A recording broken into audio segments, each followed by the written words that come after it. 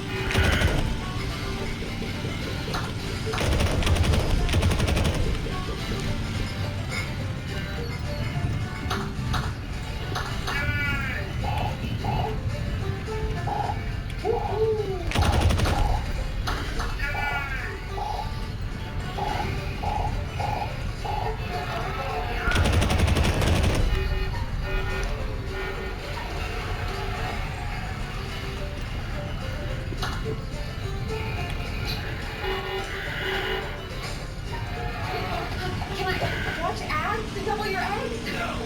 Township doesn't have ads. It's all about skill.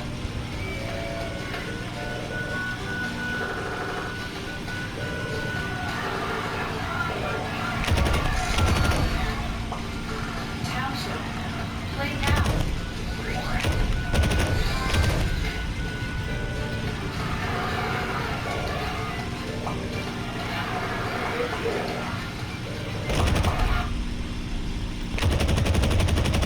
Yes, my favorite Christmas story.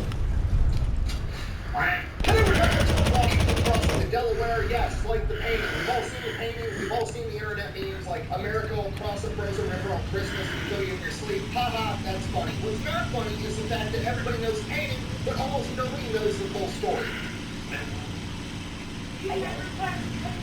Yes, I did. Yes, I did. I can even show it to you. That Washington didn't just cross the Delaware River while it was frozen. He crossed it on 3 separate occasions, handed out 3 separate ass whoopings, and saved the entire American Revolution. It is probably the 10 most important days in American history. And we're going to get to all of them right after one more sponsor. This video brought by Supremacy World War III, a free online military strategy game where you can play against other people. You can pick your country and go to war with the rest of the world, or they have America only mode where you can pick a state inside the United States and go to war with all of the other states, which is usually what I like to do. I like to play Iowa because I'm from Iowa, and then I like to attack Minnesota for obvious reasons. But lately I've been playing as America, and my opening attack is obviously against the British because it's December and nothing makes me want to watch the Grinch and cross a frozen river on Christmas to fight British people like the holiday season. But it gets even better because if you use my link down below, you're going to automatically unlock a bunch of freebies, including the special weapon, the railgun. Which, I mean, let's face it, now we're just playing on easy mode. We already beat the British because they can't. I'm recording. Railguns. They don't stand a chance. If George Washington would have had all these bad ways, they probably would have thought twice about putting a tax on tea. That's all I'm saying. So yeah, go check out Supremacy World War III. It's free to play. The link's down below. Let's get back to the video.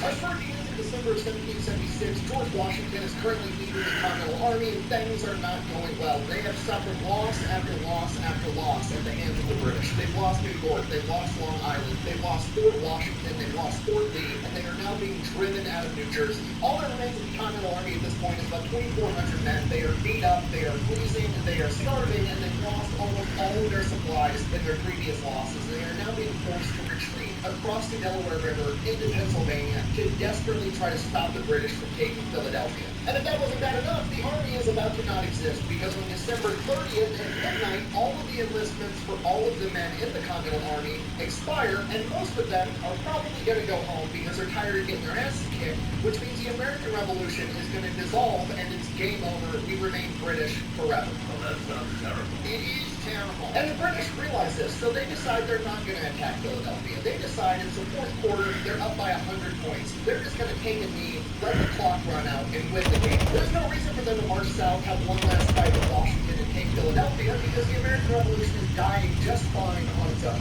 So top British generals, General Howe and General Cornwallis, ordered their men to go into winter quarters. General Cornwallis makes plans to go back home to Britain to spend winter with his wife, and General Howe is going to go up to New England and spend winter with his mistress. Hey, the British, obviously the bad guys in this story, but you got to give it to them. That's a brilliant plan, right? You get to go home, be warm, get a piece of ass, and still win. Like that.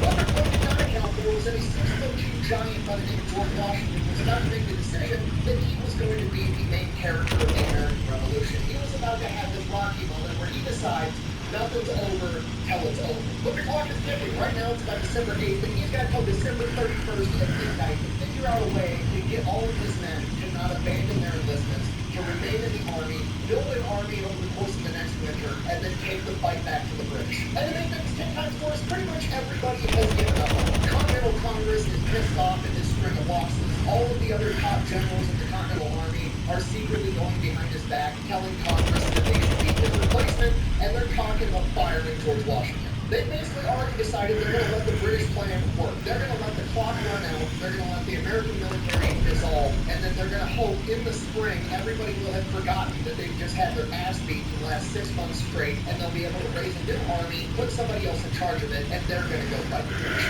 George Washington knows the people aren't going to forget.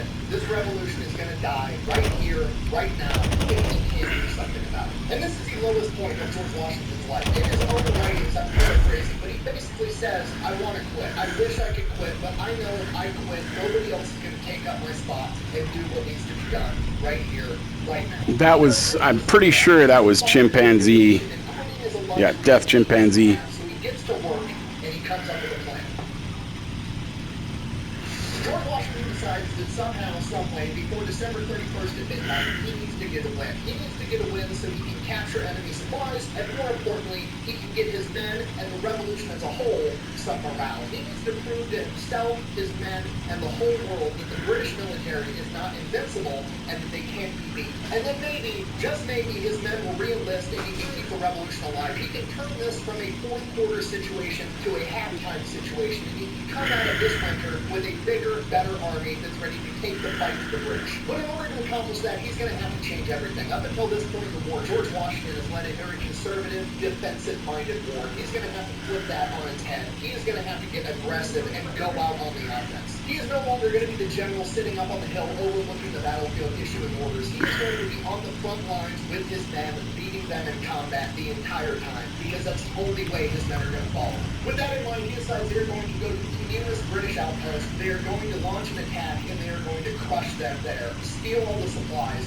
and get this victory. But that's easier said than done, because the nearest British outpost is a town called Trenton, New Jersey, so they're going to have to recross the Delaware River when it's borderline frozen in winter, when the men are already freezing, starving, and beat up. So the journey alone is a humongous task, and even if they can make it to Trenton, once they get there, the problem only gets worse because it's occupied by 1,500 Hessians. And the Hessians are German mercenaries hired by the British. They are basically the Blackwater of their day. They are the world's premier soldiers for hire. They are in every way professionals and good ones at that. The Continental Army, on the other hand, is a bunch of average Joes that picked up muskets one day. They don't know how to march, they don't know how to fight that great, but they're willing to fight. It is quite literally pros versus Joes, and they think first the Joes are freezing, starving, and low on supplies, and the Hessian pros are not. They are the exact opposite. This is borderline impossible. If they're going to pull this off, they're going to need a Christmas gift, which is exactly why we're going to attack on Christmas.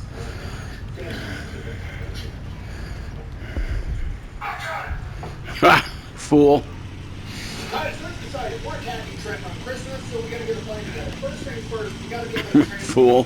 That was again Chimpanzee, Death Chimp. In order to do that, we're gonna need as many boats as possible. Luckily, the Delaware River is used for commerce, so there's these things called Durham boats that a lot of farmers and businesses that operate on the river already own, and these boats are capable of carrying a huge quantity of weight because they're usually used for carrying like iron ore or crops. So when we get our hands on those, we'll be able to transport large quantities of men and cannons across the river as quickly as possible, and they're already along the river. So George Washington orders those guys to go out weeks in advance and track. Come on, guys, follow me. All the businesses that own these Durham boats, and first they need to ask if they can borrow them. If they're not going to let the Continental Army borrow them, they're going to ask them if they can buy them. And Death Chimp, 5 we're deaths. just going to steal that shit. We're going to strategically transfer that shit to our location. Okay, not really that great. It's not good for, the whole hearts and minds, and we want everybody on our side to think we're the good guys thing, but our back is up against the wall. It has to be done. We need these boats. If we can't buy them and we can't borrow them, we're going to fucking steal them. So the men go out, they acquire the boats. Okay, now for the actual plan. How we're going to conduct this battle. We are going to go there. We are going to leave at night. We are going to cross the frozen Delaware River with giant chunks of ice floating down it in these Durham boats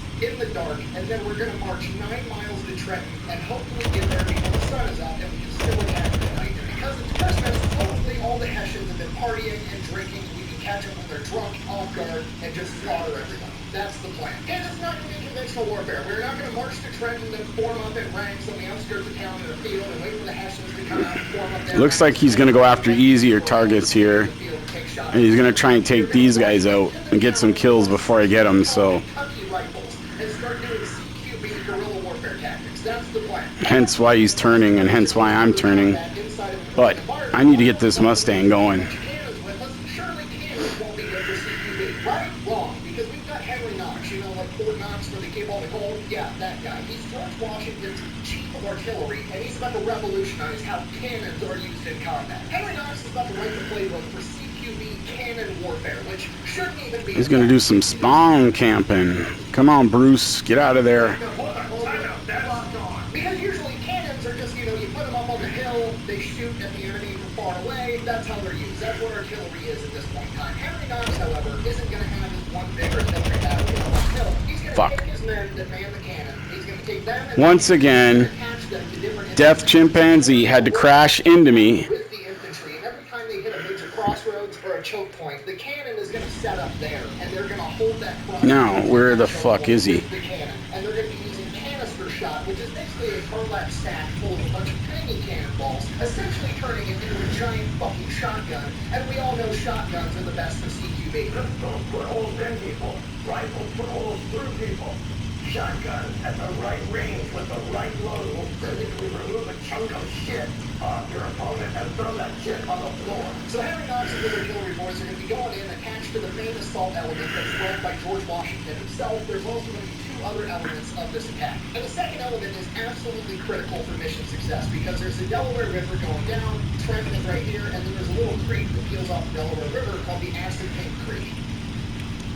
Come again. And to answer your question, yes, it is taking an enormous amount of self-control not to make a joke about the name of this creek. Anyways, moving on. In order for this mission to succeed, they need to take control of this bridge immediately. Did I get him? I must have got him. The Hessians are able to get all their men and get them across the bridge. They'll be able to form up, and then there's one giant choke point, and then it's just going to be a slugfest, and the Americans are probably not going to win because they're going to have to run I did get across him. the bridge to get to the Hessians, or the Hessians are just going to retreat, go to the nearest town, and come back with a ton of reinforcements. And the problem George Washington faces with this is there's not a lot of people capable of leading this force that he also actually trusts, because the vast majority of high-ranking officers in the Continental Army at this point in time are politically hostile to George Washington, and they're running off to Congress trying to steal his job. Really, the only big names that are super loyal to George Washington himself are Henry Knox, who has to be with George Washington, and Nathaniel Greene, the fighting Quaker, aka his right-hand guy, and he also needs him with the main assault force. So he needs somebody that he can trust that's going to lead these men in combat. So he turns to John Sullivan.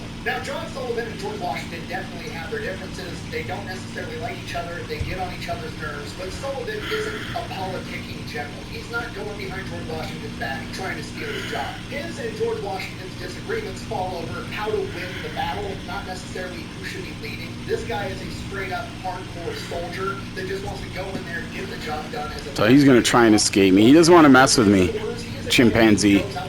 So he's going to go after what he thinks are easier targets. Hyper-aggressive. He believes that having an imperfect plan that is executed immediately and violently is better than a perfect plan that takes a little while to figure out. And that is why George Washington comes to him with this mission to take over the bridge over the Assunpink, and is like, look, I don't care how you do it, just fucking get it done. Take this. Fucker, he got me that time. This attack wasn't going to be as vital. It was more or less going to be insurance. They were going to cross the Delaware River further south, below the Assunpink River, on the other side of the He got me that time. They were then going to occupy the road between Trenton and Bordentown, New Jersey, which was the nearest British outpost, which all the reinforcements would be coming from. And if they ended up coming, their job was going to be to stop them, or if they couldn't stop them, at least harass and delay them and give Washington the time he needed to take over Trenton. And because this was not as vital, he would end up giving this job to General Cadwalader, who, while he was loyal to Washington, he also didn't have a great reputation for operating well under pressure.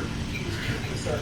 But he was really the only other loyal guy around. Huh. In general, so Washington basically more or less had to give him the job. So now he's got the leadership that he needs to the best that he can do. Now he's got to improve morale. He's got to get all of his men's hearts into this fight, and he's just brutally honest with them. He straight up just comes out and tells them, look, this is going to be victory or death. We're going to fucking win, or we're all going to die. Those are the only solutions.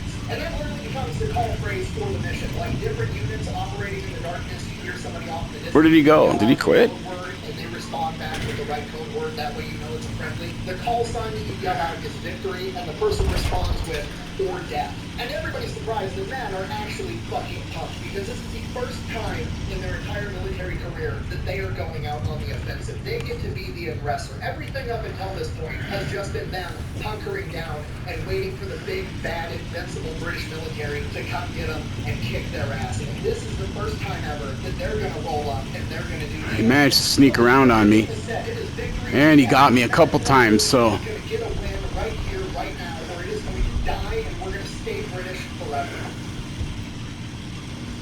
Swing right guarantee only at Luxury Casino. Why would you go anywhere else? Install now.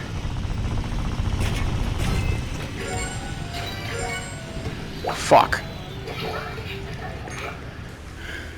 Used to struggle with dandruff, but now I use Head and Shoulders every wash because the active I went into a spin and I couldn't get out of it. stops flakes where they start, leaving your scalp feeling healthy and flake-free. From the #1 anti-dandruff shampoo in Canada, Head and Shoulders. Sometimes it's just have to be simple. That's where Boulevard comes in. No judgment, no pressure. Like Mars, you say yes when others say no.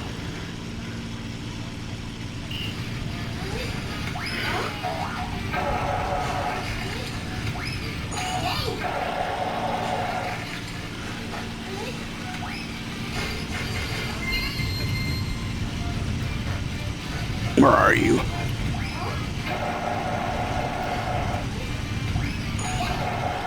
That's Bruin, the fucker.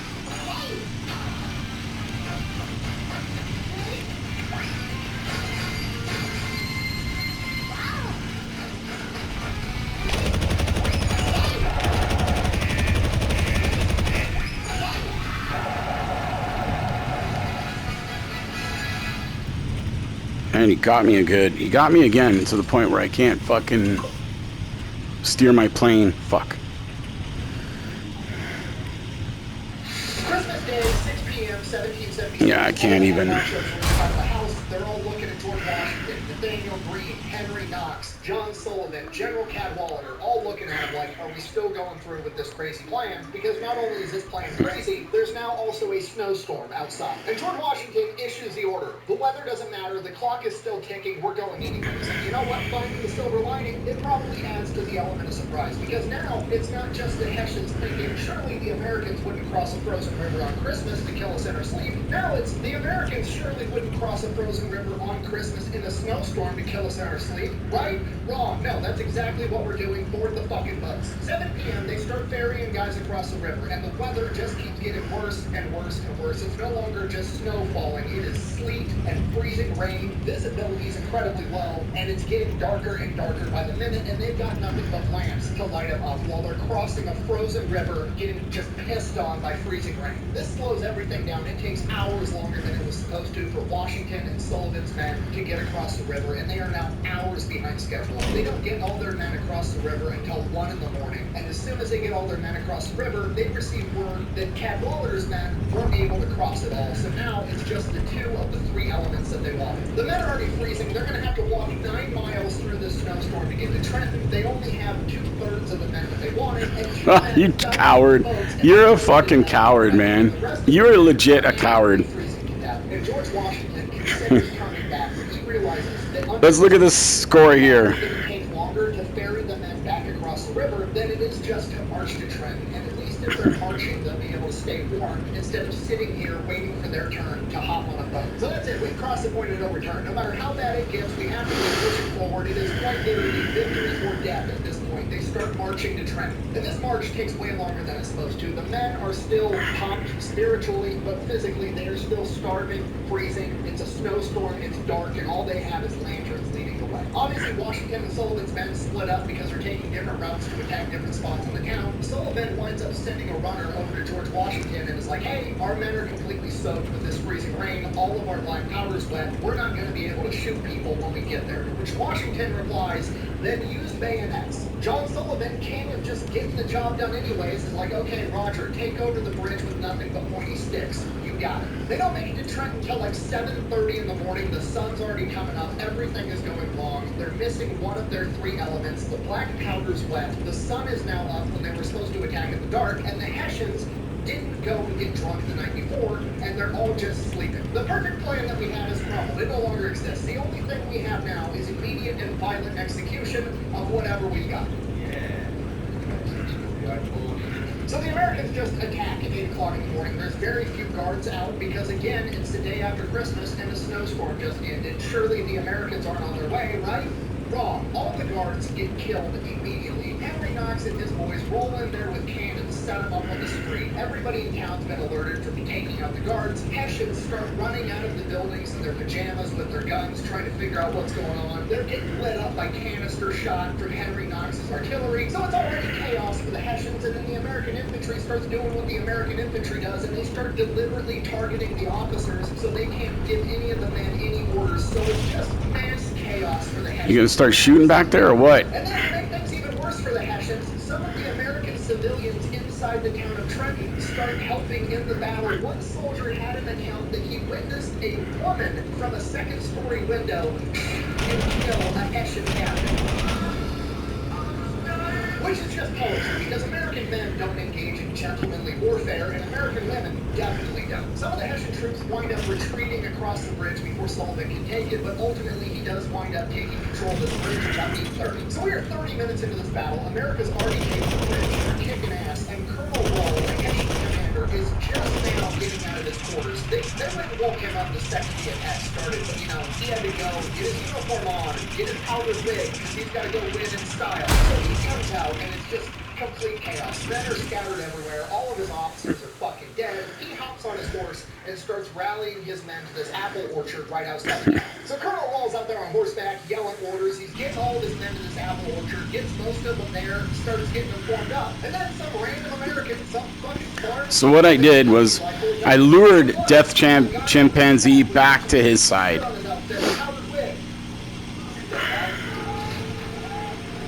Because I wanted him away from our side here. And that gets him down low. So now I have an advantage this time. Now, as for where he is, that's a good question. There he is. I think that's him. Well, I got him. So yeah, that's crazy. That is crazy.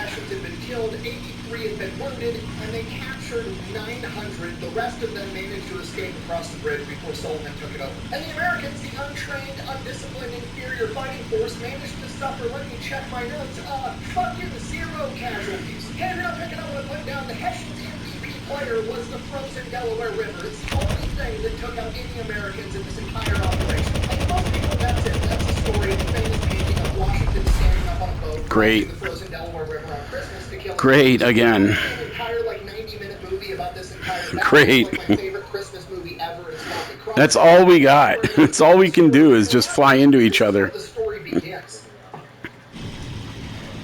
So while most people in the story there, and they're like, oh, America had their first day of training, hooray, the revolution is saved. No, that's not how reality works, okay? A bunch of Hessians escaped across the bridge, and they're going to go tell the British, and now Cornwallis and General Howe aren't going to be able to go home and get laid. They're going to be super pissed off. They're going to come back with a ton of men and crush George Washington. So while everybody else is celebrating because America just got their first victory, George Washington is like, grab the supplies, pack your shit up. We're heading back across the Delaware right now. And that's exactly what happens. The men are dog-ass tired. They've been up all night. They just won a battle. But hey, George Washington said so. That's what we're going to do. They get all the supplies that they just captured. They pack all their shit up. They head back across the Delaware. At least now there's not a snowstorm going on. So they get back. Now Washington has to handle the fact that the clock is still ticking. Like, the enlistments still expire on December 31st at midnight, and now it's December 27th. And now Cornwallis, who's pissed off that he didn't get to go home from Britain for the winter and bang his wife, is marching towards them with 8,000 redcoats. And he's got like approximately 2,000-ish guys, and they all get to go home in 3 days. So if Cornwallis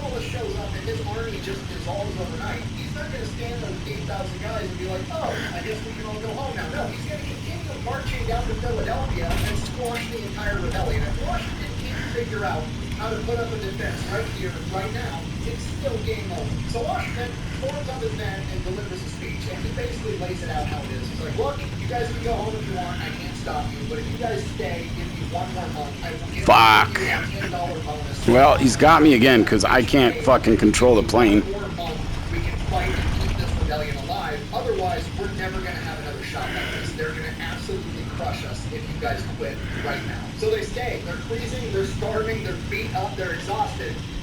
But they I'm leaking. I got nowhere to go. just actually beat the invincible British military in Trenton. He started getting some more reinforcements, some more militias joining under Washington. He gets some new recruits, and his troops go from 2,000 to approximately 4,000 men. It is I now can't even- 4,000 untrained American colonials versus 8,000 redcoats under Cornwallis. The odds are getting better, but they're not looking that great. This is looking like America's going to get its ass kicked again. This is quite literally, yet again, victory or death. They got to figure out how to stop Cornwallis. And yet again, George Washington's back is up against the wall. He cannot decide whether or not he wants to take this fight. He has to take this fight. The only thing he can decide is where and how. So he decides they're going to go back to Trenton and they're going to set up all their defenses on the bridge and force the British army to cross that narrow choke point while the American army is firing at them. Okay, strategically, this is brilliant. Funnel your enemies into a narrow choke point, light them up with cannon fire. Okay, that's fantastic. Metaphorically, also brilliant because if you're going to make your last stand, fight, and die, there's no better place to do it than the acid pink. Am I right?